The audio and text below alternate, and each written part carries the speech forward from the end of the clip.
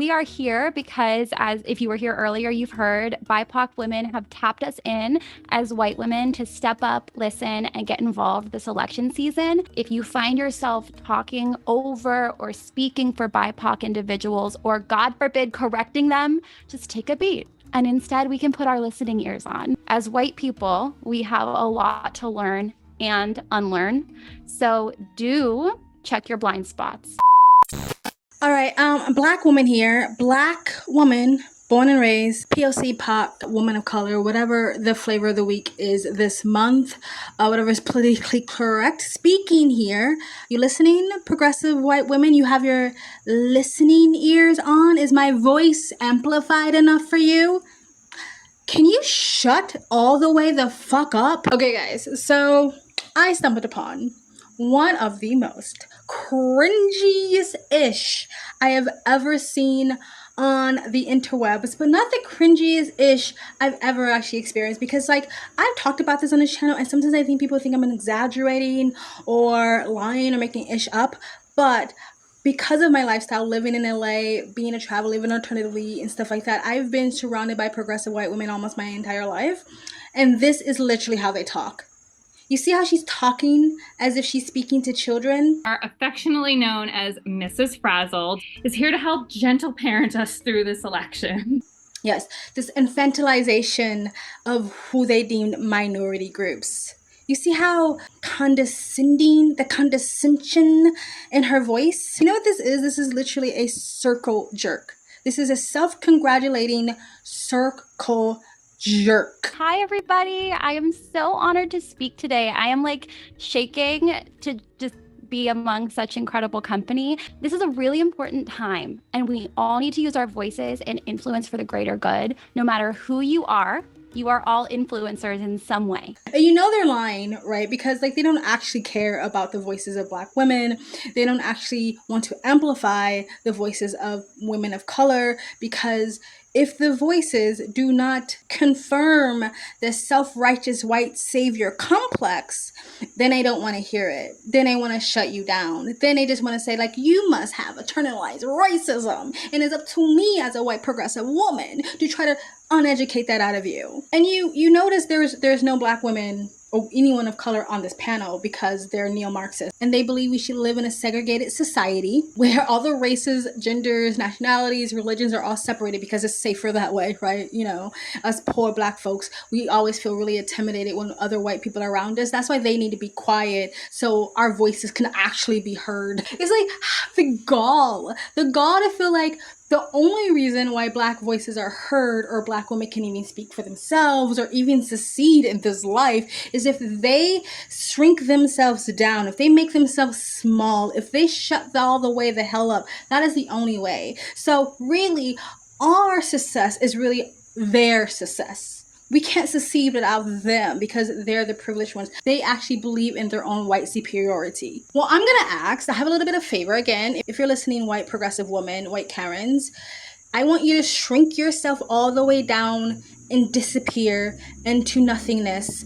Go take care of your husbands and your kids and get offline. And the thing is, they're so like they have no introspection. They're so unaware of themselves. Like they really sitting there like, oh my God, look at us. We're so amazing. We're so amazing. Look at us patting themselves in the back, right? Not realizing how condescending and how racist they actually come off. Women, we are the ones that have the privilege, of course, and we too have had to fight and continue to fight for our equality, our selfhood, our freedom. But we have whatever privileges our white male counterparts have had the mercy and good sense to bestow on us. And then whatever else of it we have managed to take for ourselves, often being led by, as many have said earlier tonight, the leadership of our sisters of color who have fought and continue to fight for their righteous place on God's green earth. The audacity to say like, well, we need to be quiet so Black women can prosper on God's green earth, so they can have the right to speak on God's green earth. Like they gave us that right. Like it's not a God-given right. Like I don't have that right or that privilege or that space just because God created me here. That God put me here. I already have that. It has nothing to do with you, white woman. I actually saw another web panel of Black people responding to this Black woman, and they actually was reacting the same way I did when I first saw it.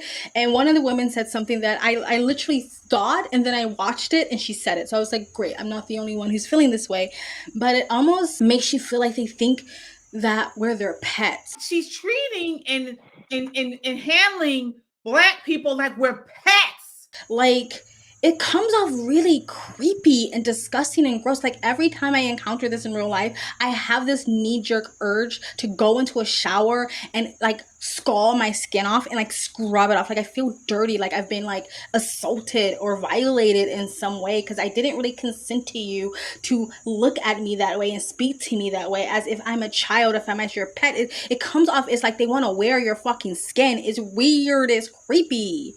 I'm glad this video is going viral because I do think a mirror needs to be held up to people like this. That no, you're not doing anybody favors by thinking that we need you, white woman, to quiet down so we can be heard and so we can speak and so we can have space. We can do that all on our own. Thank you. I've had to put so many white progressives in check so many times because it's like, no. We on the same level, bitch. We on the same level. I'm sorry. So you need to stop believing in your own white superiority. You are no better than me.